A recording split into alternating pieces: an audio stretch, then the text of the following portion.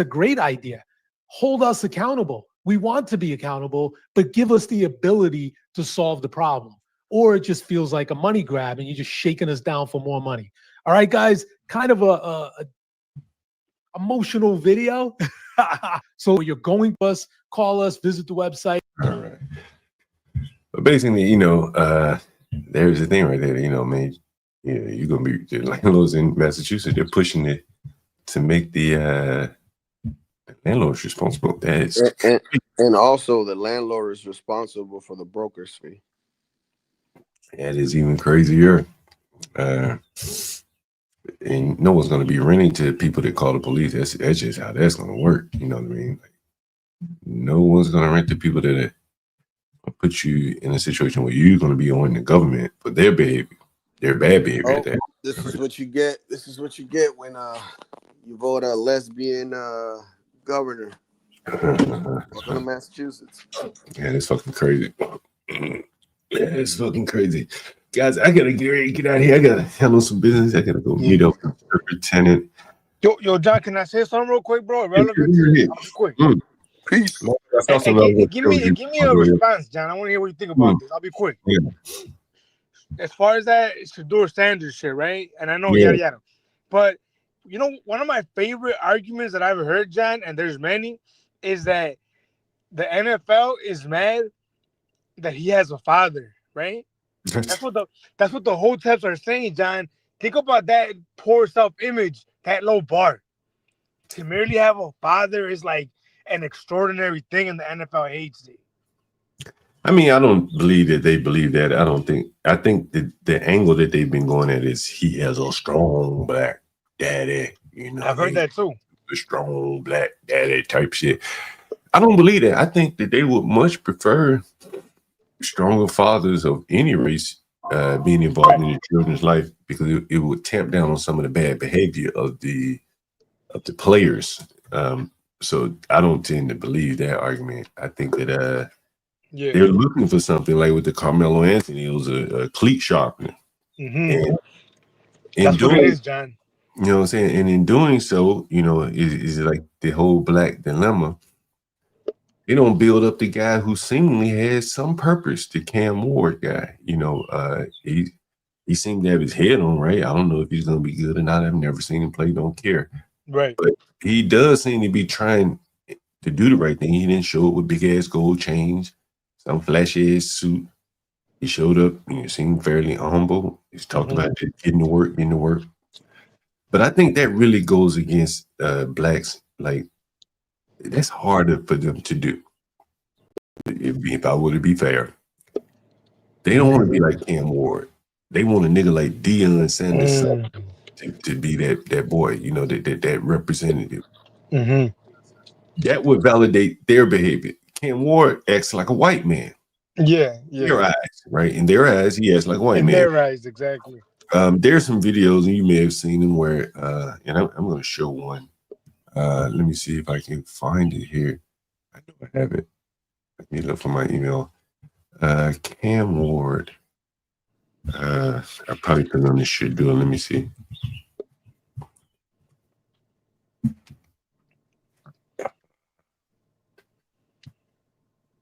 Yeah, this may be it right here. Yeah, this is it right here. This is it right here. Take a look at this. And, if you don't know what you're seeing, you don't know, but it's very apparent to me. Listen. You're not sharing the screen right now. Can you see the screen? Am I sharing my screen? Okay. All right, shit, my bad. All right, here it is. All right, if you listen to this. They're on a practice field somewhere. This is Cam Ward in the white shirt. This is Shedeur in the black shirt. Listen to what he says right off the break. Come on, bro, let's make a song. Let's make a song. And then you listen to the other boy. Again, I'm not saying that the other boy is going to be good, but listen to what he said. Let's drop for him, Richie. I play football. Here we go. Football. I play football. And they got music in it. They know me as football. I want people to know me as a football player. This boy here, he want to rap. And then he goes on that. He says, you got any other hobbies? When they searching, he said, you don't got no other hobbies? Where does it say? He says, That's the only hobby? You ain't got no hobbies outside of that? You see this? Yeah, Right.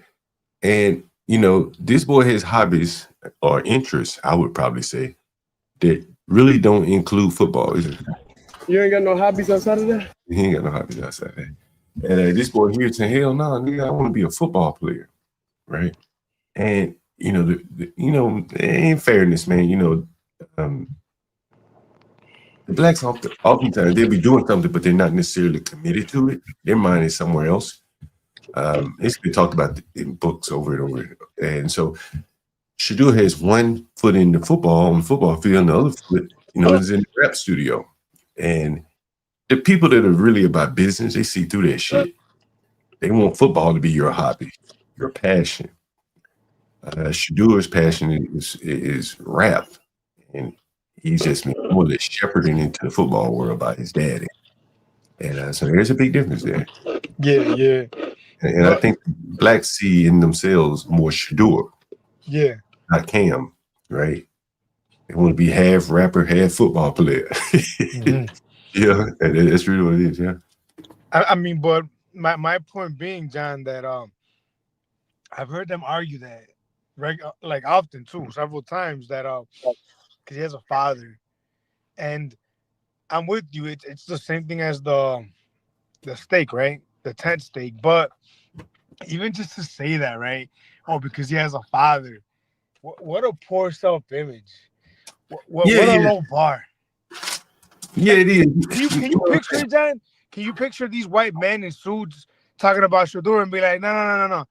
Fuck him. He has a father. Nah, and I don't think the blacks even see it like that either. They know it's not just he has a father. They know, you know, they'll be like, well, he got a strong black daddy. You know what I mean? He a strong man. They scared that he gonna be a teacher. That's what I'm getting at, though. Yeah, and so like, it's a far-fetched notion, man. It's like drying at straws, hanging on by straws. Like, you're gonna fall, dude. Well, I mean, you know, give me 1 second. Hey, Portia. You know, one of the things is like, hey, Portia. Hey, Wicked. Hey, John. Hey, what's up, Portia? You know, one of the things about the blacks, as I said, they keep comparing themselves to the whites. You see some of the memes going around. I think Universal shared it, where they talk about Archie Manning, and they say, look at Archie Manning. Nobody had a problem with what he did, but they don't like Deion's son. I mean, the analogy is so far off. You know, it's like, you know, a low IQ analogy. The only thing different is that it's father and son. The only thing the same, I mean, is that they're father and son. Everything else is like totally different. You know, and one of the things, honestly, what it really is, and I may get some kickback for saying this, I don't think a cornerback, particularly a cornerback like Deion Sanders, can breed a quarterback. I know it's ugly to say there, but I do kind of believe that the mindset that it takes to be a cornerback almost can't breed a quarterback. They're so totally radically opposite. Yeah. You know what I mean? I've never heard the Mannings be braggadocious, arrogant. I've never heard that. They're just there and they're talking about football. You know? Yeah. You know, Peyton Manning, that's all he was so boring. Yeah, and you know, I don't know if you've seen some of the videos, you've seen the videos, and I've talked about it over and over. Blacks have to live a life where they have to code switch. That's why I said they really should stay in their own communities where they can be themselves more of the day. Damn. Be the same nigga when I walk out of this motherfucker and go around here, same nigga. Man. When the niggas go to work from their suburban neighborhood, they gotta walk out their house. Hey Jane, hey Bob. Yeah. They got to be like white people. Every time you walk out their door, I would even say, even when they're in their house, they can't play their music as loud as they would play their music in the ghetto. They can't have their friends and family and shit like they would. They got to be cautious. I better not have too many friends and family over because I don't want to interrupt my neighbors, my white neighbors. So they can't even be themselves at home. Then they have to go to a job that many of them don't like Chick-fil-A. As you can see, Chick-fil-A. Black I guarantee you that worked at Chick-fil-A. That Chick-fil-A is not within walking distance of her house. I mean, within a mile and a half. Most Chick-fil-A's aren't in the ghettos or near black people. So they have to go there and then behave themselves in ways that just is abnormal to them. Yeah. Right? You understand? And then and she's going to work in her low-level job. Imagine some black think he's smarty-arty going to work around white people who really are smarty-arty. Right? And they see a difference in themselves. The whites have more intact families. Their families are able to help them and things like that. It's a big difference. They're being married. They're progressing.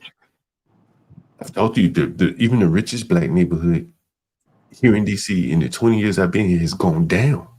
Mm.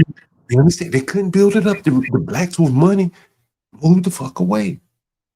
I come for the girl that was killed over some sweet and sour sauce here. You remember that? Sweet and sour sauce? 14-year-old girl, her family had moved out of PG County to the county over, right, to get away from the blacks.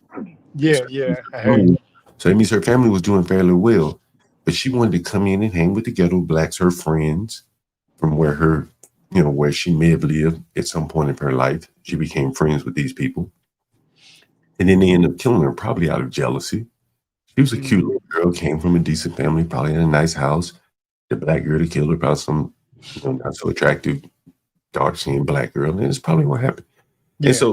And so I don't know if she wouldn't have gotten killed had she stayed in the neighborhood, but the jealousy, these black, you hear about it all the time. The blacks get some money, move away, and then the other blacks are jealous of them. And so it kind of in a catch-22. Do they move away? Do they stay? Yeah, it's tough. They're not happy when they move away. I promise you. The majority. Yeah.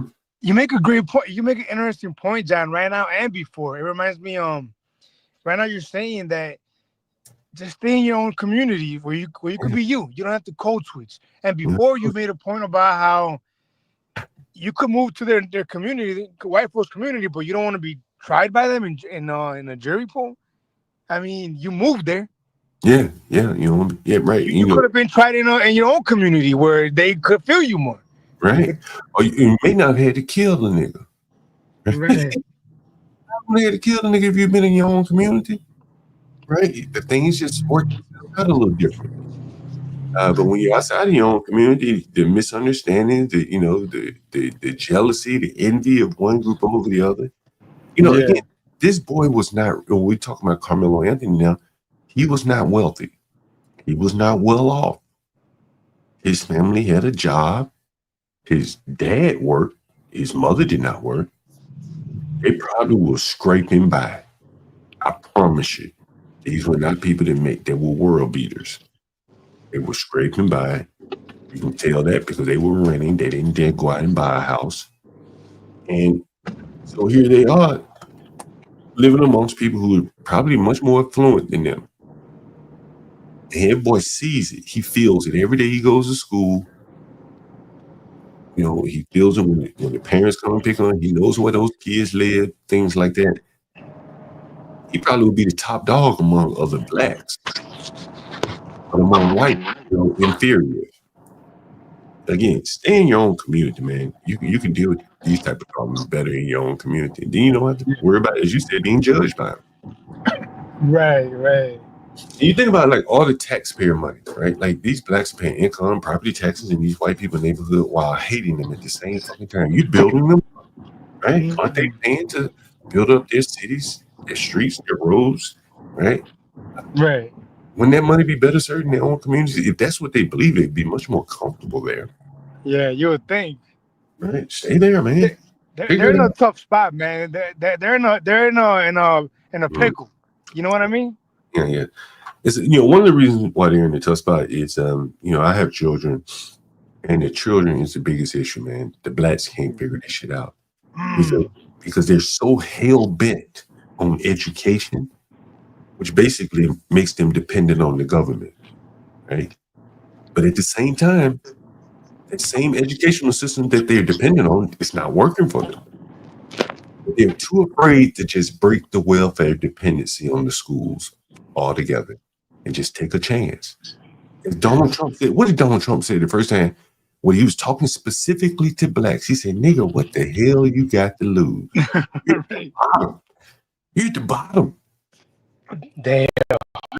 right? What do you have to lose? Why are you hanging on to these schools that have failed you? But it's like welfare. Yeah. They rather hang on to their welfare in them schools and let that fail them than them fail themselves by trying something different. And that is the pickle that they are in, right? It's not working moving to the suburbs. You end up with Trayvon's, with Carmelo Anthony's, you end up with Ferguson's, all these shits in the suburbs. None of these shits happen in Tampa, right? It's blacks going out to, I can't remember what part of outside of, it was Sanford, Florida. That's a small town. Ferguson, which is outside of St. Louis. And here we have Carmelo. He was in Frisco, which is outside of Dallas. I mean, these are the things that, that is just very interesting here. The blacks, and I guess Michael Brown wanted to say he lived in his own neighborhood, but he wasn't in the ghettos of St. Louis, right? He's in some suburban apartment complex, where they spread these blacks out. Yeah. Wicked, I've often heard from blacks in Chicago that one of the things that destroyed them, they love to find some reason, is that they tore down their projects, Cabrini Green. Oh, yeah. I mean, there are videos of blacks saying, we were together when we were in the projects. We had one big ruler or a dictator that ran that project, or Larry Hoover type motherfucker, right? Right. And, we were able to at least live in some semblance of peace, and that the criminals were really just killing each other and maintaining, an open drug market that was halfway safe and operating. Well, I get what you're saying, but, they were not only killing each other. Yeah. One of the biggest issues was that they were victimizing people, right? But those people, John, like you just said, they reminisce about it like it was not dangerous. Well, again, man, for them, there may be some, in manufacturing and shit like that, they have what they call like tolerance. You ever heard of tolerance? Yeah, it's like it's all relative. Right. You know what I'm saying? Like, it's good to go if it's within 0.3 millimeters or whatever. And, blacks are probably accustomed to a little bit of killing. This is why I see Carmelo Anthony. Yeah. Either he wouldn't have killed someone or he would have killed someone and people could have understood a little bit better why he killed. But him in Frisco killing somebody under a fucking tent, can't nobody fucking understand that shit in Frisco. No. In the hood, nigga might understand you gotta kill a nigga, right? Right. You might gotta kill a nigga. Everybody knows. It's like we be saying it's all relative, right? Like a good kid is relative. It's all relative. In Blackistan, a good kid, he might have a rap sheet. Right. Yeah. Right. It's all relative. But in a white community, that's not a good. I mean, that might not be a good kid anymore. It's definitely all relative, and again, Carmelo in South Dallas in the black neighborhood would have been a fucking world beater. On a football team, he probably had an even higher GPA. The self-esteem would have been outsized, but he would have had at least a higher self-esteem. He killed a man with a 4.0 GPA. Yes. Higher than he is. He killed a man that likely was going to go pro, right? Like, you put the blacks in a neighborhood where they feel inferior, they will strike up at people and start killing people above them that have higher promise than them. And you should have stayed in the ghetto or wherever you fucking belong, around some blacks. You'd have thought he was a world beater, right? You'd have thought he was smarter than he probably really was. Clearly, he's not that intelligent because he killed someone over minor provocation.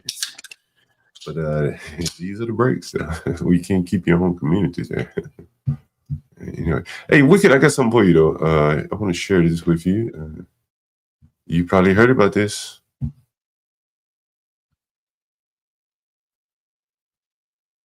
Near a West Side CTA station, police say Willie Holmes stabbed a 54-year-old man is now being charged for killing of a woman near a West Side CTA station. Police say Willie Holmes stabbed a 25-year-old woman near the Green Line station at Central and Lake on Thursday. She later died from her injuries. Holmes is charged with 1 count of first degree. What the fuck, Wicked? Wicked, you there? What the fuck, bro? Wait, was that recently? Apparently. Yikes! Yikes! You know what, John? You know what this reminds me of? Mm. You know, I told Ike about this when I saw people's reaction to the one Frisco stabbing. It annoyed me because I couldn't. Well, so what? Why is that the one to invoke supposedly this white rage, right? Because John, we all knew, anyone, you, me, and I knew that was not gonna be the last one. There was gonna be another white person killed by a black person the next day. Yeah, damn, Wicked. This was April 26th, bro. Man Yeah, charged in yeah. stabbing a woman. Jesus fucking Christ. You saw that girl? That girl looked like a normal bitch, John. Yeah, that's a 50. How old is she? She 25 years old. 25. Jesus Christ. Stabbed a 25-year-old woman near the Green Line station. Damn. You see what I'm saying? And John, it makes me mad. It makes me mad when I see shit like this that we can't say shit about it, bro. No one can say a word about it, John, about this fucking problem that we have. You know, I see a comment from Jay Booker. He says, I live in Frisco and I feel superior. Superior to whom? If I'm assuming you're black, you're going to be in a extreme minority there in Frisco. Superior. So who do you feel superior to? There are a lot of Indians there, from what I've I'm read. assuming some people. I'm assuming he means some people from black. Well, they're not that many there. Yeah, yeah. Who does he feel he is superior to? Man. Do you feel you're superior to other blacks or the Indians that live in Frisco? I just so shout out to Jay Boogie. Hey Jay Boogie. Boogie, blacks, he's out there. I think just off the top of mind, Martha's Vineyard. I think it was a couple of years ago when, shout out to Governor Abbott. He sent some of those illegals up there, and those white folks in Martha's Vineyard, listen, they weren't having it that day or no day. They weren't even there for 24 hours before they got them back. Martha's Vineyard, I pick on Martha's Vineyard because I believe it's more well-known than a place like Frisco. However, in a place like Martha's Vineyard, you don't have no bad sides. It's just Martha's Vineyard. Frisco is the same. And so whenever you guys hear us talk about, us Texans talk about Frisco, it's just, Frisco is probably like one of those places out here where everything out there is just good. And it's not about superior to black people or Indians or anybody else. It's just more embarrassing that song would kill that. Oh, wait, hold on. We can let Portia speak. Go ahead, Portia. Sorry about that. It's not about, being more superior to another race. It's just being in Frisco, period. Like the fact that you even live out there, that's major. You know what I'm saying? Like, think about, how they say the American dream and you're out in this place and it's just everything that you can think of and every type of community that you would want to live in. That's what Frisco is. But it's very clean, very well kept, very safe. It's so many great things. But then of course now you have, Carmelo. Leave it up to the blacks. They always ruin it for everybody else. But go ahead. I'm embarrassed. But Portia, what I'm saying is, again, I'm saying this from something that I experienced. I had a young boy, and I've told this story before. A young boy came in my house. He rented a room. He used to work for the government. Upperly mobile young man, Native American or something. Daddy was a postal service worker. I mean, he went to some school in the Northeast. And he was mad as a motherfucker. And I'm like, yo, young man, what the fuck are you so mad? And I took a liking to him because he was in the software and things like that.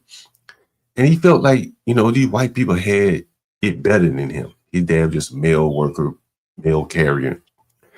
And him seeing the disparity made him angrier. It didn't make him. He worked for USPS? No, his dad. Well, yeah, his dad did. This was a young man. He was like maybe 21 years old. He came here to work one summer at some government program as a software developer, something like that. And you would have thought that he had a good job.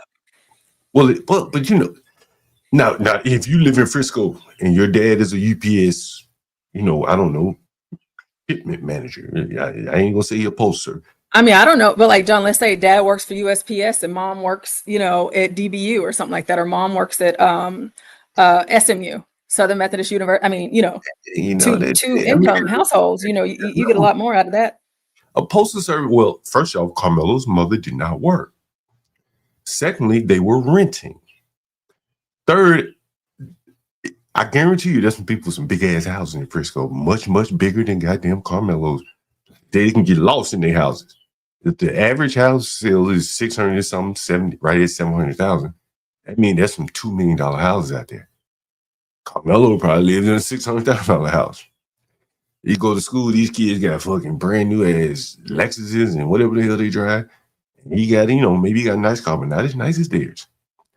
They found their money go longer than his. Hell, they may be in the oil industry down there. There are levels to it. And when Carmelo saw them levels, it made him angry as a motherfucker. I guarantee you. So you're speaking in terms of like Carmelo's family. Mm-hmm. Because I mean, if I'm being honest, whenever we were talking about this, or as we've talked about it over the weeks, I was shocked when I saw that they were renting. I'm like, in Frisco? That's just, it's just so unheard of. But who were they renting from? Who were they renting from? Some Indian. Mm-hmm. But but the thing about that, because me and Blacks, we talk about this all the time, John. You go and Boogie in the chat. I'm talking Plano, Frisco, Little Elm, Louisville, that area out there. Oh my God. Help us all. Las Colinas, Jesus Christ. It's Indians all over the place. It's so many of them, John. It stinks. It smells like them. I mean, gosh. However, with that, just like the white folks, a lot of Indians don't like Black folks either. So I was even surprised to even see that, this Indian family trusted this Black family in their home. So there's something about them that's going to make me believe somewhere that they were decent enough people for them to feel to rent. But then I also looked up one of their town halls that they had out in Frisco.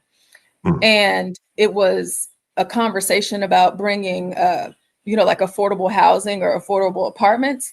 Oh gosh, John, let me tell you what.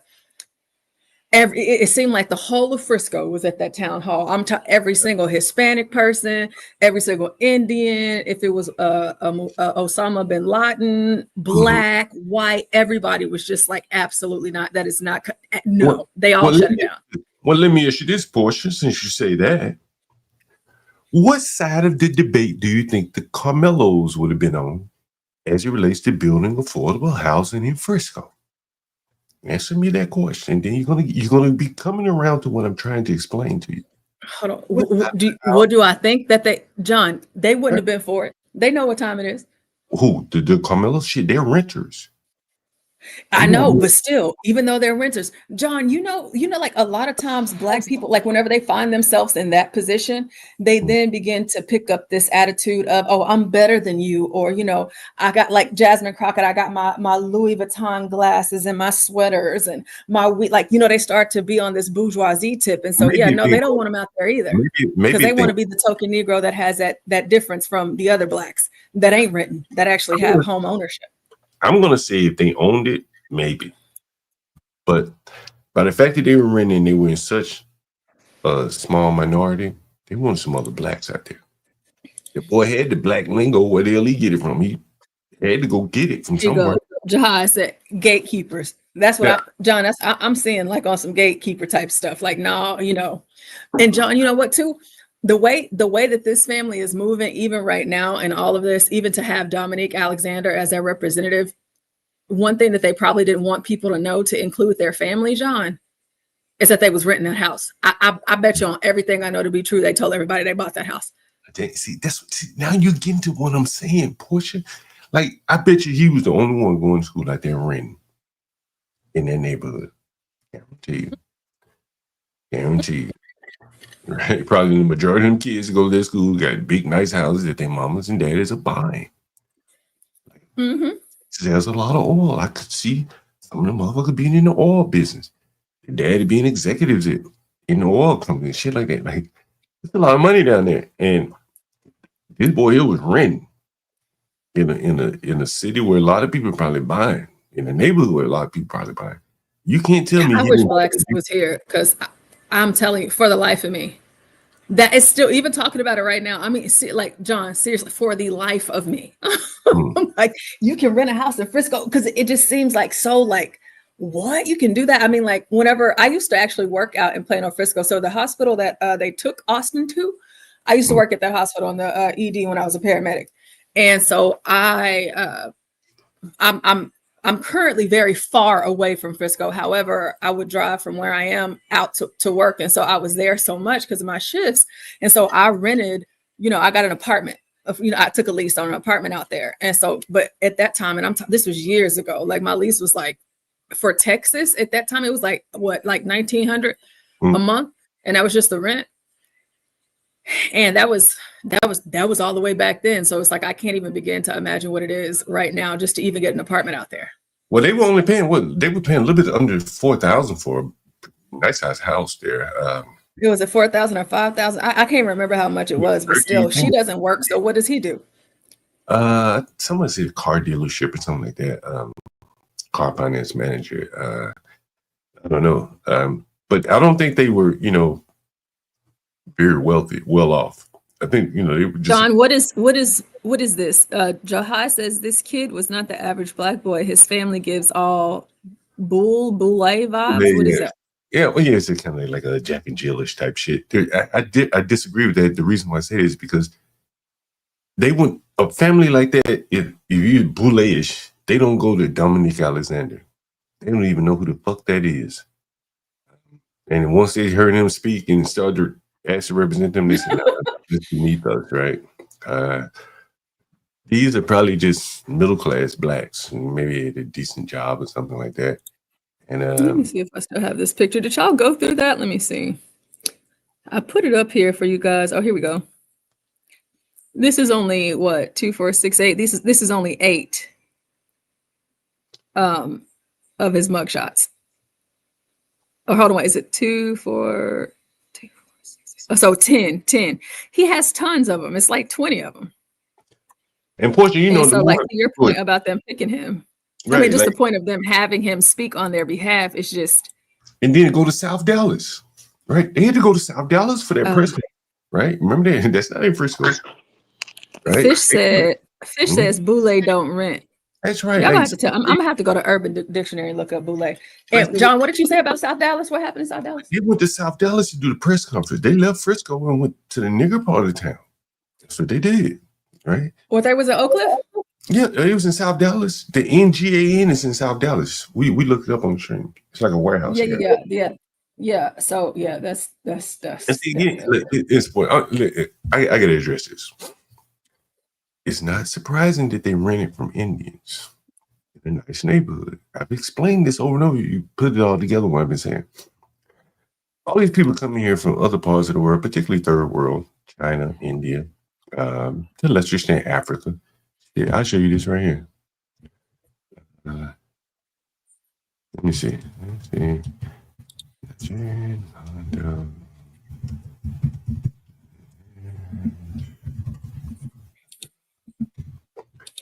Anyone ever heard this right here? Look at this. Look at this right here. Anyone ever seen this right here? You're not sharing nothing, John. Oh, there you go. Yeah, look at this. Look at it. You see this? A foreclosed $50 million penthouse in New York City's Billionaires Road is reportedly owned by a Nigerian tycoon. The penthouse, located in the 157 building, was purchased for $50 million with a $35 million mortgage, and it was foreclosed. Here's another one. Let's see if you remember this. Was it him? I think it was him. Was it Jack Ma?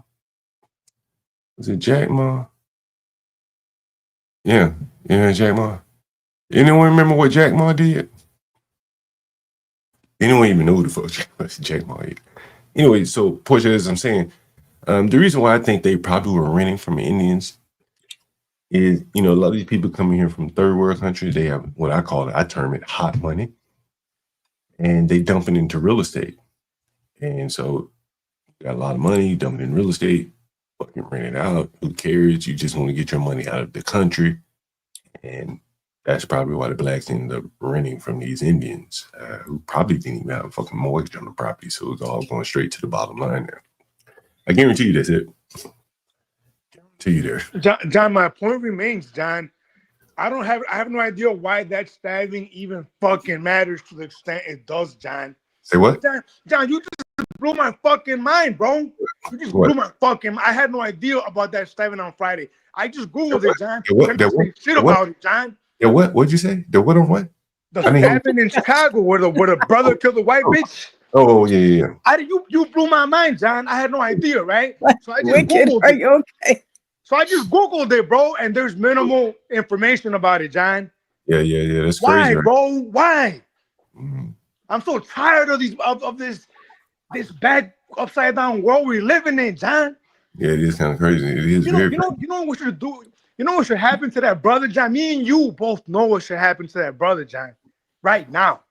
I mean, sooner or later, some of these people, parents, like, those are young, nice-looking woman.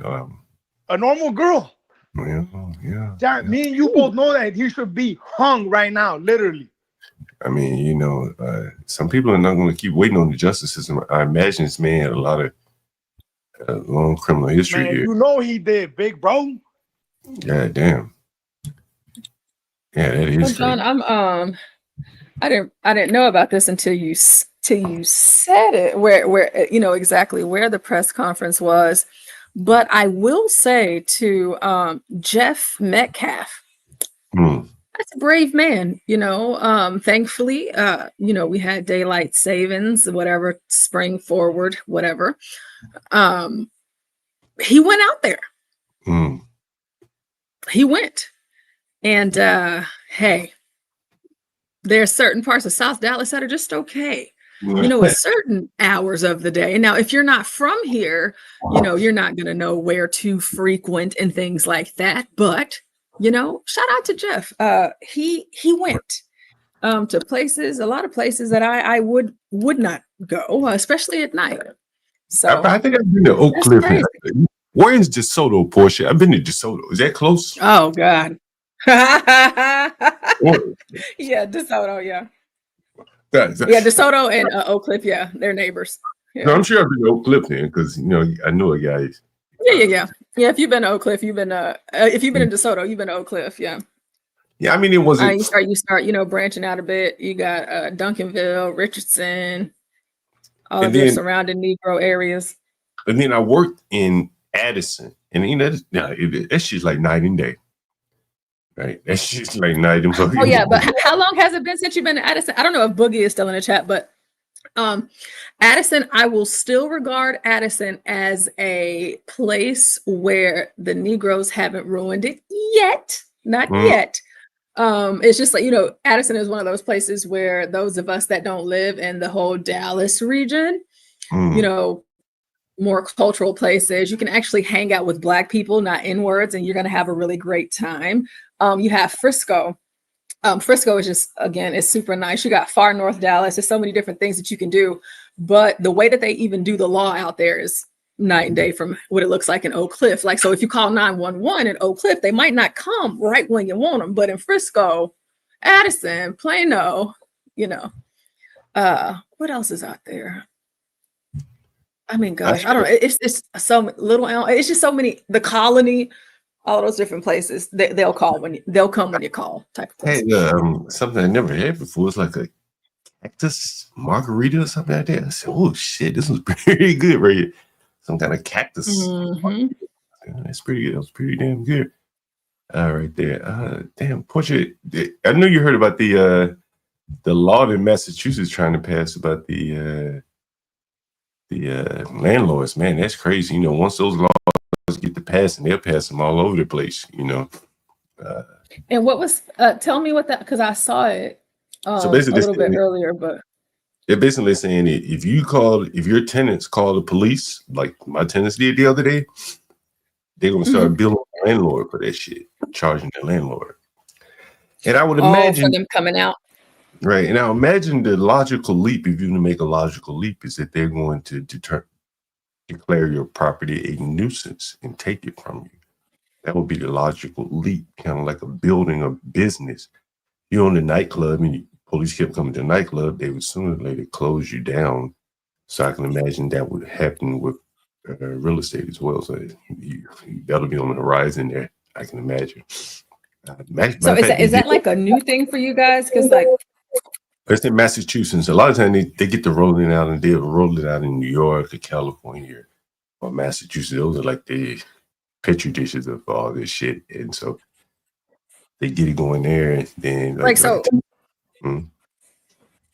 okay, for example, like here, like if my alarm goes off and I don't disable it fast enough to where it triggers that 911 call, and then an officer has to come out, like we get charged like, like $50. You got to pay that, Well, that makes sense. Right? That makes sense, right? You're incurring that cost. If your tenant was living there, they probably wouldn't incur the cost. Or you just cut the alarm off. They fucking no more alarm for you. Right? No alarm in your name. Right. You're calling 911 and then the government sends you a bill. And what do? You got to start renting to people that don't call the police, or price a police call into the rent. Right? You got to ask them niggas, how many calls do you need pricing to your rent? How often do you call the police every month? Once or twice? Or you can't rent to people that are going to draw the police, John. Right. Well, John, are you talking about Black people? Because my sentiments is, and I still haven't showed this, and maybe one day I'll put this stuff together.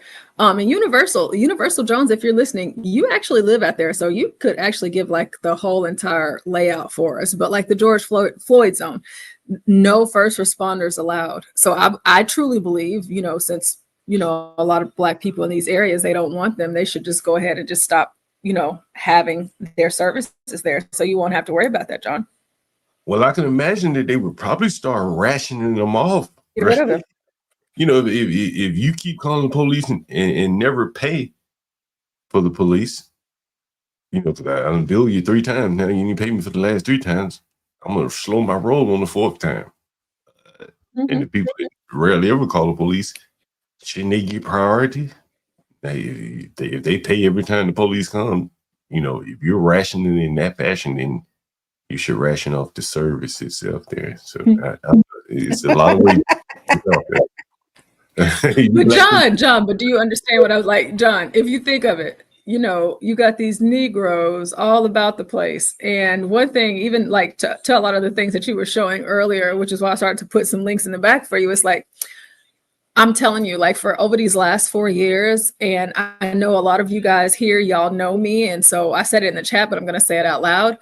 What I have been seeing on Twitter has really blown me away. It's blown me away to a point at which like I'm kind of pissed off because, you get online, we have these conversations, these panels and stuff, and we can come from every rich direction. But you couldn't have told me that Black people were terrorizing white folks the way that they were. And all of these stories that we've been saying since this Carmelo thing, like I have not heard any of this over the last 4 years. Now, of course, with the Biden administration, they want to kind of, suppress these things. But to see it now, that kind of puts me in a different position because it's like, y'all really out here on this type of time? Like, are y'all really doing this stuff with white people? Like, it's been long. It's like, what's going on? Listen, I ain't know nothing about it. I didn't even know that Black people was bold like that. Portia, do you know that? You know how we know that white people are not killing Black people? You know how we know that, Portia? Because any one Black person is killed by a white person, we'd never hear the end of it. That's not true. We never hear the end of it, so that's how you know white people are not killing Black people. I guess it's not even like for me. It's not even. Oh, sorry, John. I think I have a lag. I was responding wicked. I think Portia is surprised in the number of Black on white attacks and stuff like that. Yeah. Portia, it's almost as incredible as the rate that Black men attack Black men. Now, if you think the way they attack white, and it's high, right? It's alarmingly high. But the way that brothers kill brothers, it's unbelievable. Like if you really take a dive into it, Portia, you wouldn't believe it. You oh no, I've been diving. Oh, we've been I've diving. been diving. I need to Yeah, drop. boy. I need to drop my What's it called? Twitter in here because I've been going a bit crazy on these Negroes on Twitter. It's just Follow like, me you on know, Twitter, John. I She was just gonna didn't follow me, big realize dog. the capacity. Oh, Yeah. man. I did Put not your realize the Twitter back, capacity at which, like, I'll put it in the back again. Hey, Push, I got a couple things Wicked, a couple things I want to run through real quick before I get out of here. I'm going to do this story. I meant to do it today. Check this out. You see this, Push? the black lady. Yeah, look at it. Let's see what the title is. Who is Jennifer King? Meet the NFL's first full-time black female running backs coach. You see her, Push? Did she run or? She's a running back coach, Portia. You fucking believe I mean, that? was she in track or? No, in the NFL, she doesn't look. You know the running back is in the NFL, right? No, I mean, I'm just trying to figure out why it's a woman in this position. No, I know what it is. I'm just wondering why a woman is in this position. Like, what is her experience? I don't know. Look, you want me to show you what's her experience, Portia? Let me see if I can help you out here. Let's see. Oh, yeah. This is it. Let me see if I can. I mean, it's really amazing, Portia. And I'm going to get into it if I do a stream on this. That's my plan. Let me see if I can. I want to show you this picture, Portia. You might do it more. Portia. You might do it more justice than me, Portia. I ain't gonna lie, because you go into more detail here than I would ever do. But this is very interesting, Portia. Matter of fact, I want you to kind of take a look into it if you're interested. I want to share this picture with you. Shit. Oh, I found it. Ooh. Portia, do you know who this is? That white lady right there.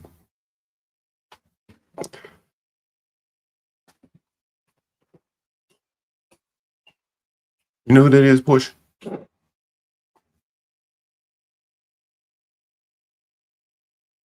I don't know if Portia's still here.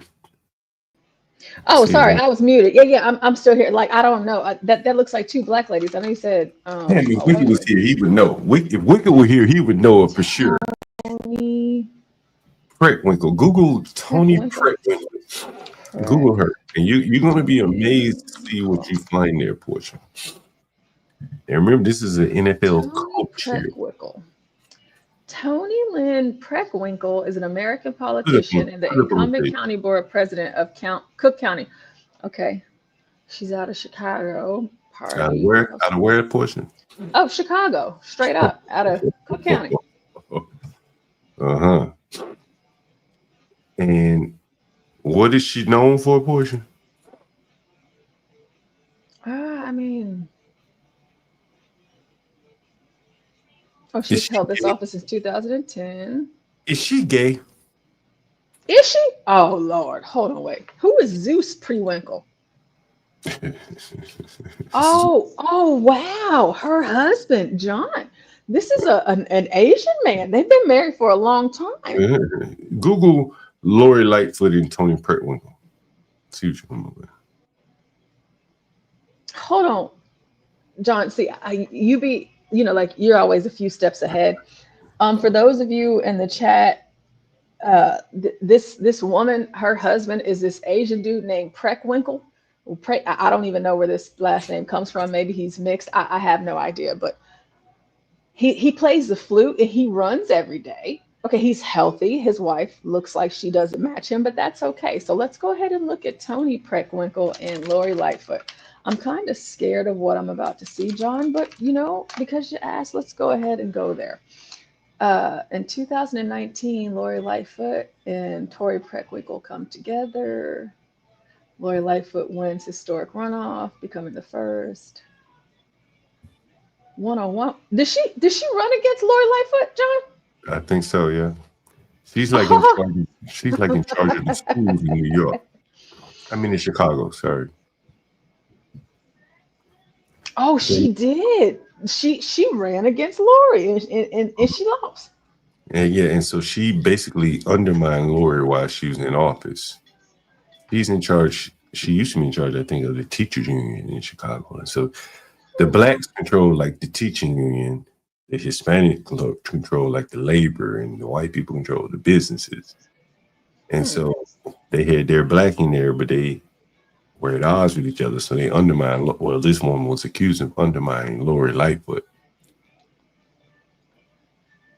Okay. But clearly, she's, a little bit more intelligent than Lori. So she has a bigger political career than Lori. And she's a bigger. I'm looking at the 1980s, the 1990s, criminal justice reform, economic development, her focus in the South suburbs, public health care. Now, if I can put it all together, if you look at what's on the screen there, it all makes sense now, doesn't it? DC commanders announce change to RFK. Welcome home. It all makes sense now, doesn't it? You gonna have to pull it together. See, our mayor is a gay black woman. You understand? Our mayor is a gay black woman. Oh, she's gay? I didn't know that. Okay. Yeah. Well, she doesn't announce it, but you just have to put two and two together, right? And so she's a lesbian. Who knew? Right. So a straight white man on the team, Daniel Snyder, they didn't like him. He really didn't, cape for the blacks the way they wanted him to. So they said, we need some blacks. So they summoned up Magic Johnson, and they said, because they've been wanting to come back into DC forever. The Redskins play in PG County, which used to be the richest black county in America. And they wanted to get the hell out of that pit, that shithole of PG County. They're moving. Portia, what's interesting about this? They're moving away from the rich blacks, Portia. They're moving away. And what helped them move away was Magic Johnson and this gay black woman and this push for more blacks in their organization. And so when they pushed the white man, a Jewish man, Daniel Snyder, out and brought in a more acceptable Jew, they said, now we'll cut a deal with you if you bring in our people, some gay people. So the Redskins said, fuck it, we don't give a shit. Football is secondary to this real estate and its political connections.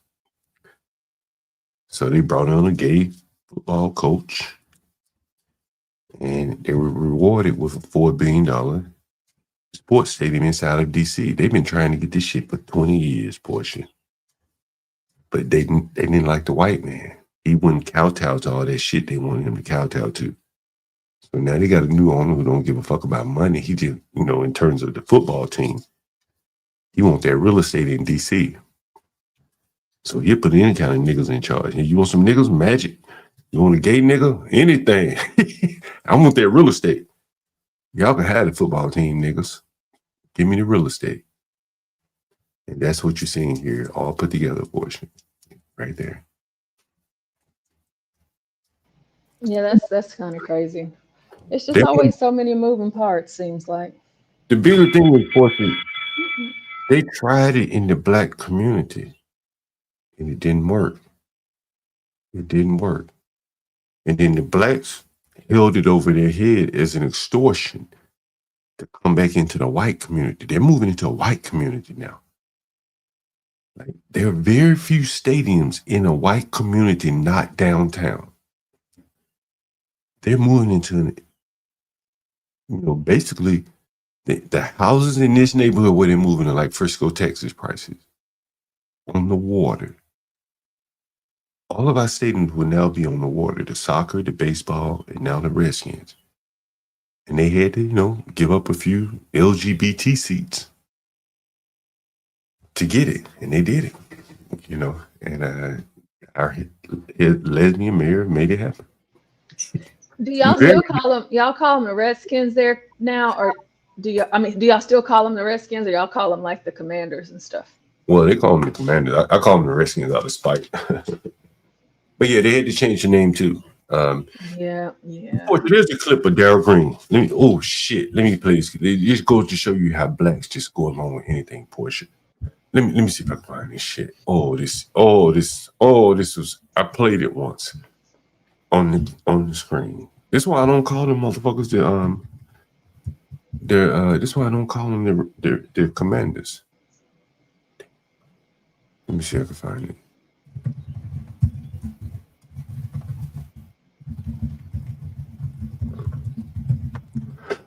Excuse me, Portia. There is, before you do get out of here, there is one story that I want to share with you as Mm. well. It's just it's been so much stuff coming out, and I don't know. Again, like I was mentioning earlier, I don't know if it's just because of this Carmelo stuff, but like it is asinine, all of the things that are in the news today as it pertains to Black folks. I just, it's a lot. But this one, I think that you would like to actually go a bit further into and look into, but I wanted to kind of put it out there for you. Take If a you're look playing it, I can't hear you. I I'm about can't to hear. play I'm that. sorry. Take a Put a look. face on name to Got what music. After you were done playing, the controversy comes out. Oh shit! Can you not skip through this shit? This is another video here. Music. Let's see. Maybe that Oh, Facebook here it or is. Instagram is always weird about it. Here it is. Right. Let's see. Oh, he probably. After you this nigga got music. I want you to hear this. This shows you really how these people really get duped into shit. This might be it right here. Yeah, here it is right here. Hopefully, it's always got fucking music. Listen. the controversy comes out. They changed their name to the Washington Football Team and then Commanders. How did you feel about all that? there's people since that time, because I never really could put a face or name to what I was. It's like, well, actually, I don't know. Even to the who said. So basically, you see, he's saying, let me see, I cut this shit. So basically, he's saying, who said it? They were saying that they didn't like the name Redskins, changed the name, and I'm like, okay, cool. But then I asked myself, who said this? Who was telling me to change the name? I just went along because, well, everybody else been doing it. This may be it right here. Washington has held that same times and with complicated. If we're going to reconcile history, it's going to be complicated. So I'm good with complications. Playing cornerback, that's not a problem. And as we parse them out, sort of the accomplishments and the flaws and the mistakes and the too is that I remember years ago, maybe 5 or 6 years ago, I was asked about this, and I said, if someone has been offended, then I think that it would be right to have a conversation. And so, but with that said, if we're going to really sort of address these things, and we're going to have to consider everything, we have to consider, the different offensive actions. We're going to have to talk about the conversations that need to be had. I guess, for example, is there an apology need to be given? Is there, what are the measures that go through for the repairs, if there's repairs? And how do we get people who've been defrauded whole, that has offended another human group? It's got to be recognized. It's got to be dealt with. And so I appreciate it. I really do. I really appreciate. No secret that the whole nation thing. But I think more importantly, it's not only it's a good thing, but it's not a make it become. And that's what I appreciate about this process. And so. Wait. He later came around and said he don't know why the fuck he just heard people saying the name was offensive. He just went along with it. Yeah, John, I was looking it up too as you were looking, and it seems like Darrell Green went on a rampage about the name change, but then it seems like he kind of toned it down after I guess he got checked. Yeah, because he still is able to make a good living around here, off his legendary status. And so they probably told, hey, nigga, shut the fuck up, all the money. Yeah, because it's like he's going crazy about this name change. It sounds like he's like the greatest cornerback of all times and all this other kind of stuff. But I guess they just had to go ahead and shut him down. Yeah, he made his money with the Redskins moniker, on his jersey, and now they changed basically his whole, everything he's done under the banner of the Redskins, now been basically dispatched. So he's like, where did it come from? But it just goes to show you, kind of like the black girl who was talking about abortions. She didn't even fucking know what she was talking about. She was just reading off the script. Oh, yeah, she's like, I don't care. And that's why, it's things like that, even again, I'm going to always have to reference it now because that's kind of the pinnacle of everything that's going on, even though people aren't talking about like the updates in the case, which I guess those of us from Texas will update you all as it comes. But It's like y'all talking all of this black stuff, but I mean, you got this other girl over here talking about, I don't care, killing babies. And it's just like, well, it's not even just killing babies, it's killing each other. It's diabetes, bad, poor healthcare choices, however you maintain or do not maintain your house and things like that. You guys are offing yourselves by the second. You And they're should also care about those things. Why if you're going to be out here all broad shouldered, speaking with all this bravado, you need to be able to have something to back it up. You don't have it. You don't have the numbers. You just don't. So go sit down. That's me. They're also making themselves pawns to be used for bigger agendas. You see the woman out here talking about abortion. She doesn't make any money off the increased abortions. She doesn't benefit from it. The same way this one lady, maybe she'll get a good job. They put her as a face of the LGBT movement, put her in front of the team picture. And behind the scenes, that was used to